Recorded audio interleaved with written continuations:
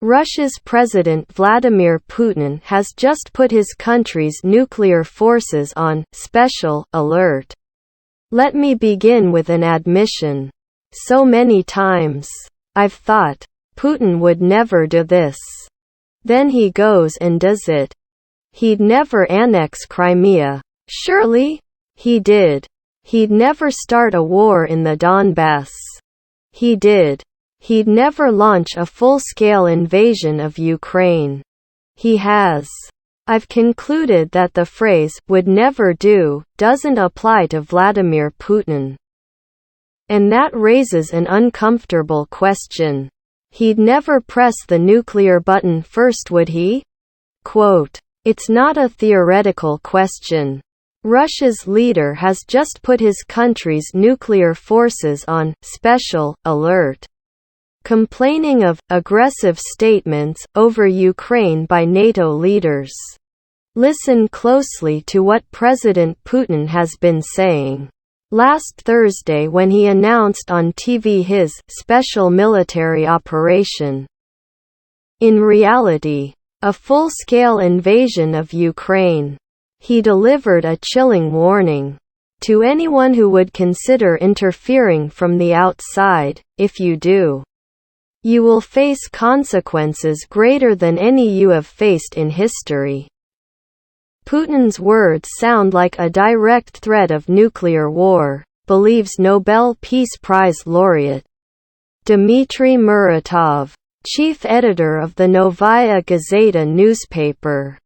In that TV address, Putin wasn't acting like the master of the Kremlin, but the master of the planet.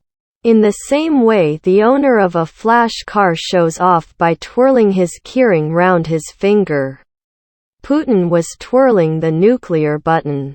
He said many times, "If there is no Russia, why do we need the planet?"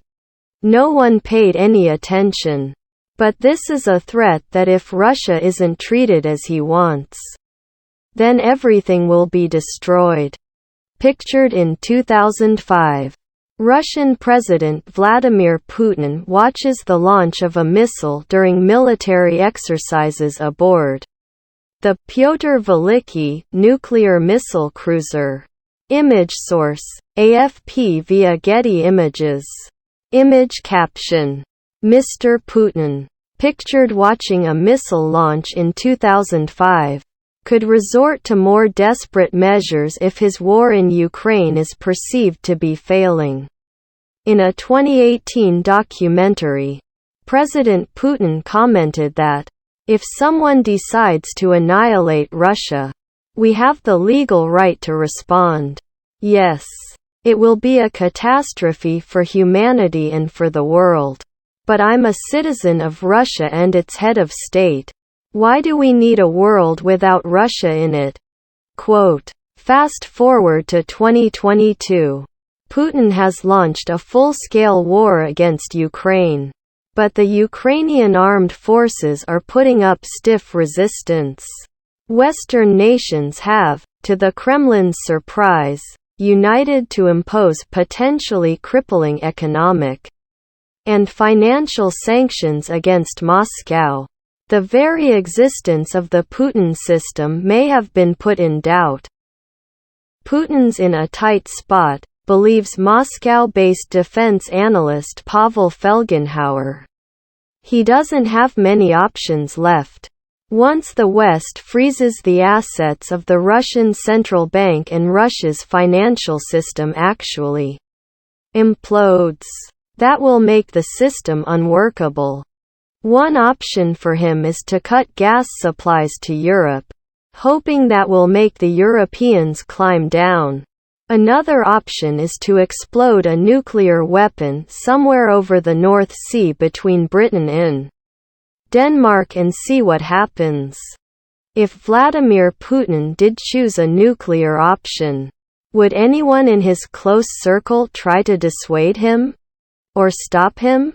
Russia's political elites are never with the people, says Nobel laureate Dmitry Muratov. They always take the side of the ruler.